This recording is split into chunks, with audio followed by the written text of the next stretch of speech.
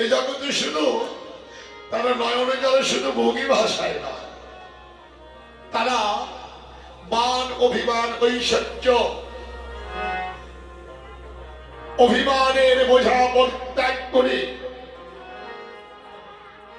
রাজ অট্টালিকা ঐশ্বর্য বর্জন করে কৃষ্ণ ভাবনার জন্য দিনহীন কাঙালের মতো তারা দুটি হাত বাড়িয়ে হা কৃষ্ণাই গোবিন্দাই নম বলে তারা পথে পথে কাঁদে। যাদের জীবনের একমাত্র ধ্যান, একমাত্র জ্ঞান হচ্ছে কর্মজীবনের প্রাণ গোবিন্দ, এই যে তাদের ভালোবাসার নয়, শুধু রাধারানী নয়, জড়িয়ে জগতে অনেক প্রমাণ আছে, অনেক ভক্ত আছে। দেখবে যেখানে হরিকথা কৃষ্ণ কথা গোবিন্দের কোন কীর্তন হয়, কৃষ্ণ নাম কর্ণজনিতে শুনতে পেলে তারা দুটি নয়নের জলে বুকে ভাসিয়ে দেয়। তারা কৃষ্ণ প্রেমে বুকে ভাসায়, হা কৃষ্ণ গোবিন্দ বলে শুধু কাঁদে। রাধারানী নয়নের ধারা যেন শ্রাবণের ধারার মতো বইছে, কৃষ্ণ ভাবনাময় অন্তর। এ জীবন এ অন্তর কৃষ্ণ প্রেমে ভরা পরিপূর্ণ। জগতে যতটুকু বারিধারা যেমন মেঘের থেকে বর্ষণ হয়, তার চাইতেও ঘন ধারা যেন আজ রাধারানীর দুটি নয়নে কৃষ্ণ প্রেম বন্যায় বুকে ভাসিয়ে দিচ্ছে। যেন ধারায় ধারা যেন বাঁধছে না, শ্রাবণের ধারা প্রবাহমান। এমন সময় রাধারানীর দুঃখের দিনে হঠাৎ ললিতা ছুটে এসেছে। ললিতা এসে রাধারানীর এমন দশা দেখে ওই যে হেন হেন কালে তথা আইয়া ললিতা রাই দেখিবারে তোকে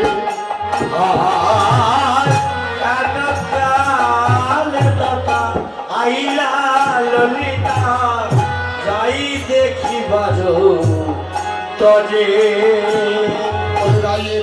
এ দশা দেখিয়া ব্যথিত হইয়া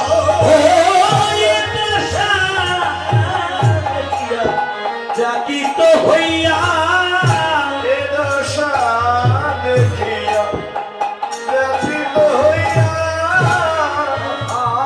দেখিয়া ব্যথিত হইয়া ওই ধনিয়া তুলিল কোলে দশা দেখিয়া ব্যথিত হইয়া ধরিয়া তুলিল ধরিয়া তুলিল আরে নিজ বাস্ক দিয়া বদন মুছাইয়া বদন মুছাইয়া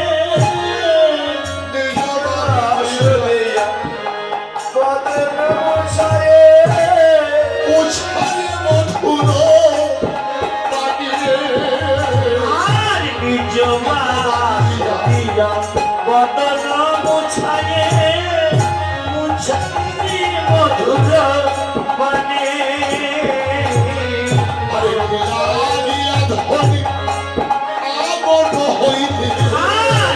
লাগিয়া এমন হইলি এমন হইলি শুনিয়া ভালো শোনে আর খুলিয়া বলো না শুনে খুলিয়া বলো না শুনে আর খুলিয়া বলো না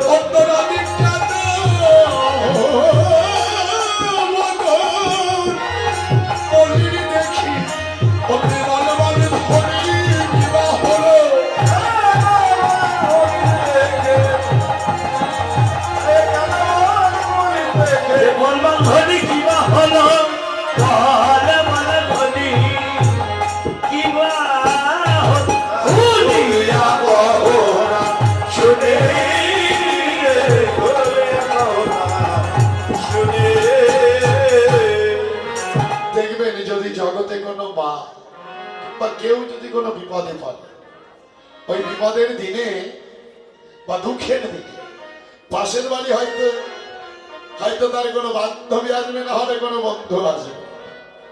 তা রাধারানীর এমন দিনে ঠিক ললিতা সখী সবাই যেন উদয় হয়েছে, সবাই বুঝে এবার রাধারানীর কাছে ছুটে এসেছে। নিজ বসনাঞ্চল দিয়ে রাধারানী নয়নের অশ্র মোছাইয়ে দিচ্ছে আর বলছে, ধনী রায় ধনী, বল তোর কি হয়েছে? অমনি ললিতাকে কাছে পেয়ে রাধারানী মনের দুঃখের কথা বলছে, সখী রে, পরে বেলিয়া বহ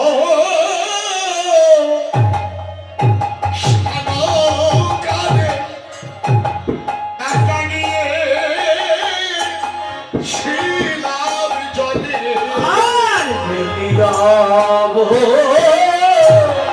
সানকালে একা গিয়ে ছিলাম জলে। বেলিয়াব সানকালে একা গিয়ে ছিলাম জলে। জলের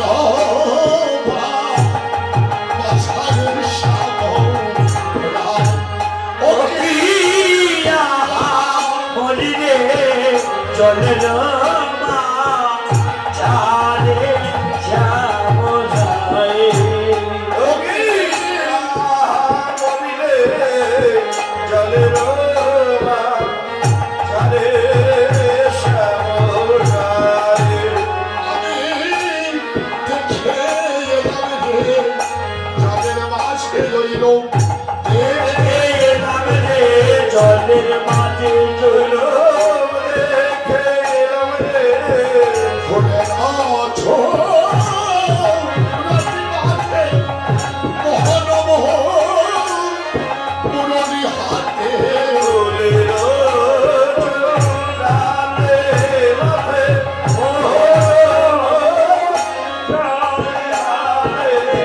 ফুলের আছো রাতি মাঝে মোহন মোহন মুরলি হাতে।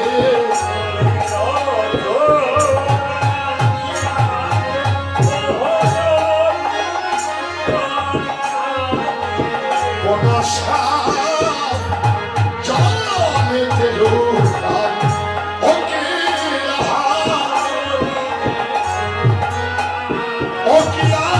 মরি রে বনসা ওকিয়া মরি রে পুরসা। ওকিয়া মরি রে পুরসা। ওকিয়া মরি রে তোমার শোভা চারে শ্যাম যায়।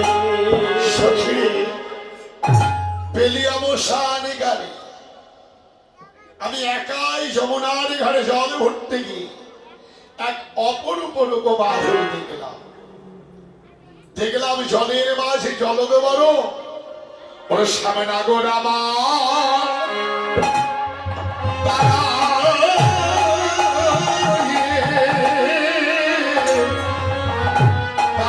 আছে সামনা গোলামান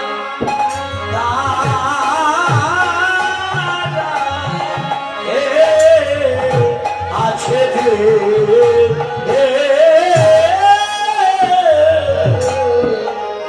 ও সাপ নাগর আমার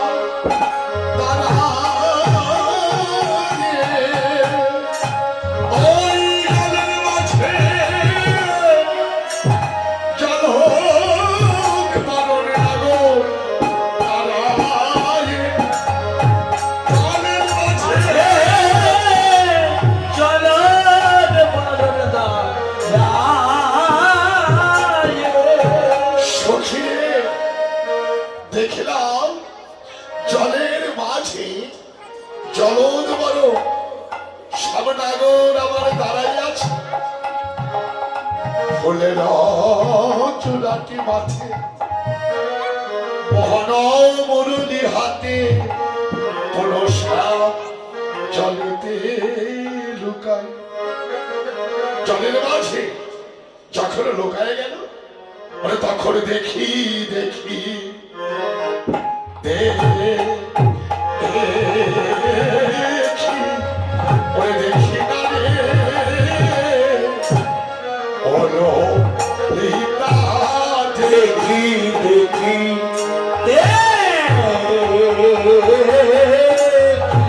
দেখা দিয়ে সাপ লুকা দেখি দেখি আরে দেখা দিয়ে লুকাইল দেখি দেখি দেখি না রে দেখা দিয়ে দেখি দেখি দেখি না রে দেখা দিয়ে লুকাইল দেখি দেখি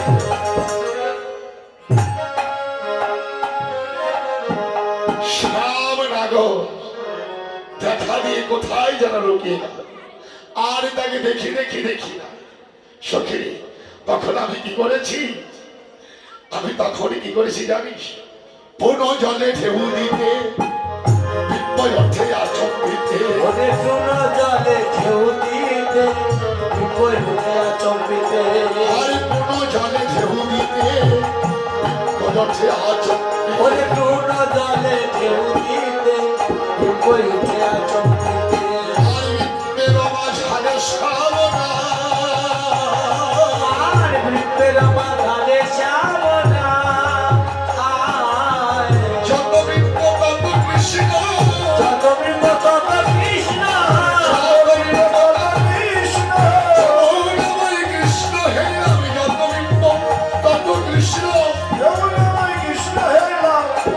বিপ্র তত কৃষ্ণ। যমুনা কত ভাগ্যবতী, ও শ্রী যমুনা কত ভাগ্যবতী। অনন্ত কৃষ্ণ লক্ষ্যে পেল, শ্রী যমুনা কত ভাগ্যবতী।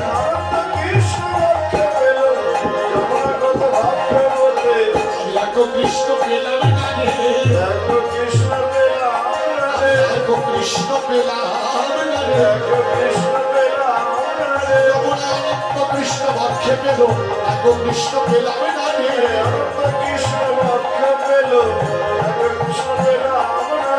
অনন্ত কৃষ্ণ লক্ষ্যে পেল, এক কৃষ্ণ পেলাম না রে। সখী, শ্রী যমুনা কত ভাগ্য করেছে, একজন কৃষ্ণ না চাইতে অনন্ত অনন্ত কৃষ্ণ বক্ষে ধারণ করল।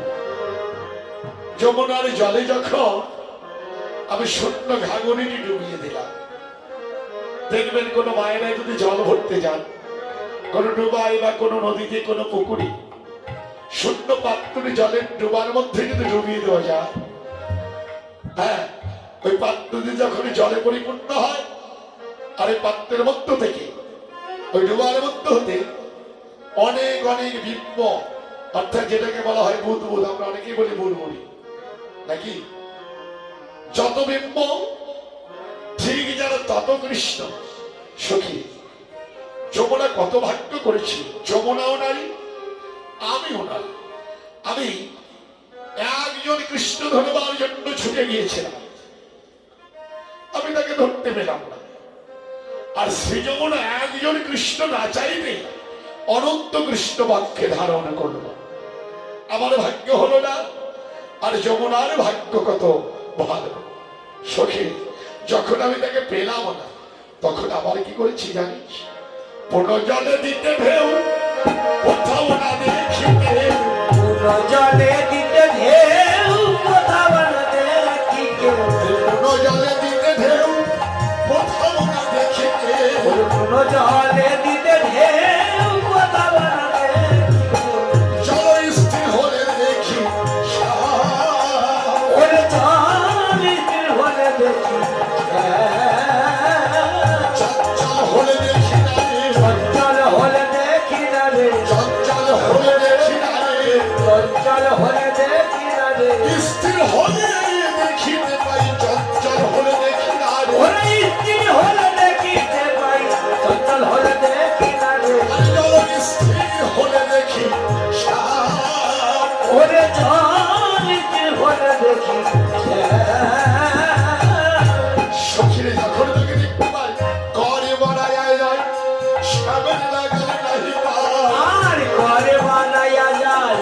শ্যামের লাগাল নাহি পায় সেই দুঃখে হৃদয় তারে ওরে সেই দুঃখে হৃদয়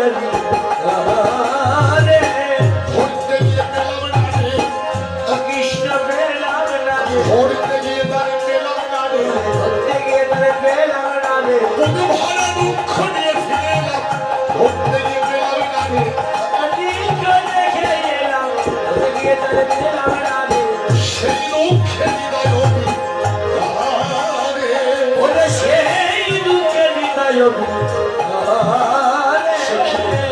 আমার ভাগ্য হলো তোরা জানিস না হাই আমি অভাগিনী না পাইলাম স্বামী গুণমণি আয় আমি অভাগিনী না পাইলাম সব গুণমণি কাঁদিতে কাঁদিতে আইব হারে আমি কাঁদিতে কাঁদিতে যাইব ঘরে কাঁদিতে কাঁদিতে আইব হারে আমি কাঁদিতে কাঁদিতে ঘরে এবার বসুরা মানন্দের বাণী শুনো রাধা বিনোদিনী আর বসুরামানন্দের বাণী শোনো রাধা বিনোদিনী অকারণে নেমেছিল জলে ওরে অকারণে নেমেছিলে জলে অকারণে নেমেছিলে জলে যমুনায় আর ভরিতে গেলে ধরতে গেলে যমুনায় আর ভরিতে গেলে ধরতে গেলে সাগর সার হইল যমুনায় আর ভরিতে গেলে আয়াসান আসল হইল যমুনা ধরতে গেলে বিনোদিনী রায়, তুমি তো বুঝতে পারো না। বুঝিতে নারীরে মায়া, জলে ছিল সামান্য ছায়া। আর বুঝিতে না দিলে মায়া জলে ছিল সমথায়া বুঝিতে নারীরে মায়া, জলে ছিল সামান্য ছায়া। আর বুঝিতে না দিলে মায়া জলে ছিল সমথায়া স্বামী ছিল কলমের ডালে। ওরে শ্যাম দিল কদম ডালে হাত বানালে চরণ পেতে, ওরে হাত বাড়ালে চরণ পেতে আর হাত বানালে চরণ পেতে। হাত বাড়ালে চরণ পেতে ফিরে যাইবে দেখতে পেতে, হাত বানালে চরণ পেতে। ওরে ফিরে চাইলে দেখতে পেতে হাত বাড়ালে চরণ পেতে ওই ছায়ার মায়া কাটাইয়ে, ওই ছায়ার মায়া কাটাইয়ে, হাত বানালে চরণ পেতে, ছায়ার মায়া কাটাইয়ে। স্বামী ছিল কলমের ডালে।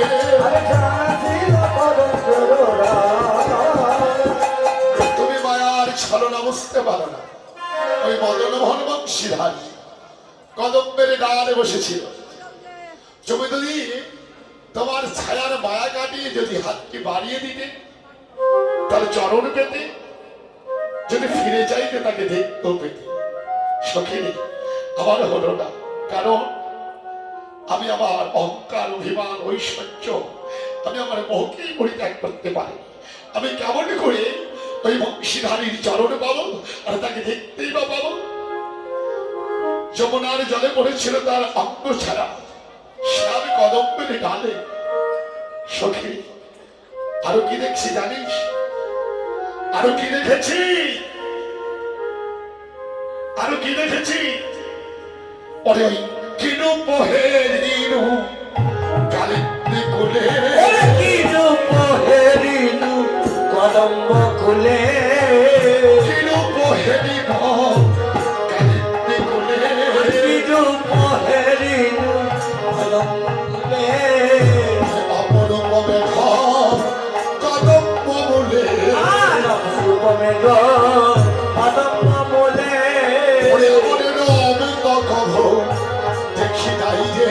আমার রূপ কবু দেখি নাই রে একই রূপের মাঝে কত রূপ, আমার রমিত কভ দেখি নাই রে। একই রূপের মাঝে একই রূপ রূপ কবু দেখি নাই রে সখী এক রূপের মাঝে কত রূপ, তবে জানিস না ওই রূপ দেখে সাত দিল না রে। পাবে রূপ দেখে সার ছিল না রে একই রূপের মাঝে কত রূপ রবি দেখে সার মিটে পাবে একই রূপের মাঝে একই রূপ রূপ দেখে সার ছিল না রে জলের মধ্যে মেইন থাকে মেইন শব্দের অর্থ মাছ। এই জলের মধ্যে মেইন যখন বাস করে ও অপলক দৃষ্টিতে দাঁড়িয়ে থাকে, মিন কখনো পলক ফেরায় না। সখীরে যদি মিনের মতো কোটি কোটি নয়ন কোটি কোটি আখি থাকে তো তবু ওই রবি দেখে স্বাদ আমার মিটত না। ও ললিতা, ও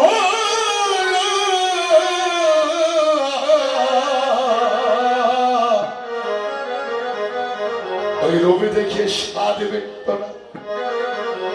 তোরা জানিস না আমি দেখলাম নবীনা খান মেঘি নেমেছে, নবীন আকার মেঘে নেমেছে আর নবীন খান মেঘি নেমেছে, নবীন আকার মেঘে নেমেছে ওরা কাদের দিলে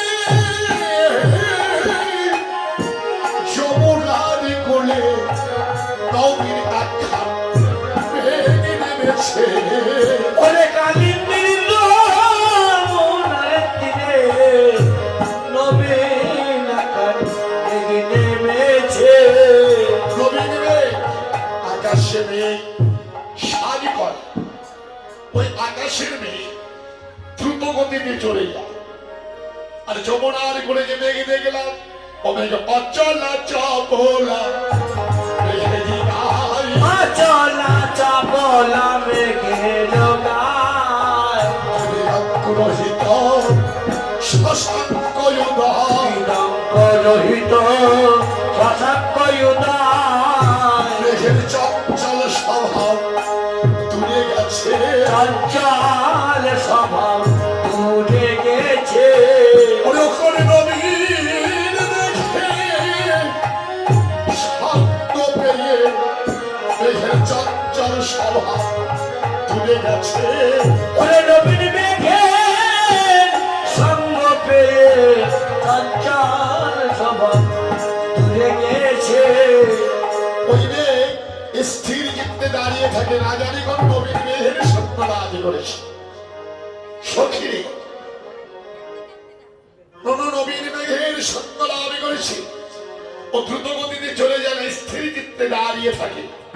আর কি দেখে জানিস নাচেছে ময়ূর চলদ মনে, ওরে নাচিছে ময়ূর চলদ পরে যত মলিকুল আছে চাঁদের ঘিরি, আর নিকুল আছে চাঁদের ঘিরে যেন মেঘের উপর ময়ূর নাচে, যেন মেঘের উপর ময়ূর নাচে আরে মেঘের উপর ময়ূর নাচে, মেঘের উপর ময়ূর নাচে ওরা চাঁদের ঘিরে মলিকুল আছে মেঘের উপর, ময়ূর নাচে চাঁদে ঘিরে অলিকুল আছে মেঘের উপর ময়ূর নাচে আরে চাঁদ ঘিরে মলিকুল আছে ওই মেঘের উপর ময়ূর নাচে, চাঁদ ঘিরে অলিকুল আছে চাঁদ ঘিরে অলিকুল আছে মেঘের উপর ময়ূর নাচে সখীরে আকাশে মেঘে সাজি করে, এই জগৎ আমরা সবাই জানি মেঘের নিচে ময়ূর নৃত্য করে নাকি। আর রাধারানী দেখলো যমুনার তীরে যে মেঘ, মেঘের উপরে ময়ূর নৃত্য করছে পেখম তুলে, বাহ। অর্থাৎ এই মেঘ কোন মেঘ আর কোন মেঘের উপর ময়ূর নৃত্য করছে? কোন মেঘের উপর? গোবিন্দের মস্তকে যে কুঞ্চিত কালো বর্ণের কেশ, গোবিন্দের মস্তকের কেশ কালো, তার অঙ্গের বর্ণও কালো। স্থির চিত্তে মনে হয় যমুনার তীরে একখানি কালো মেঘ দাঁড়িয়ে আছে।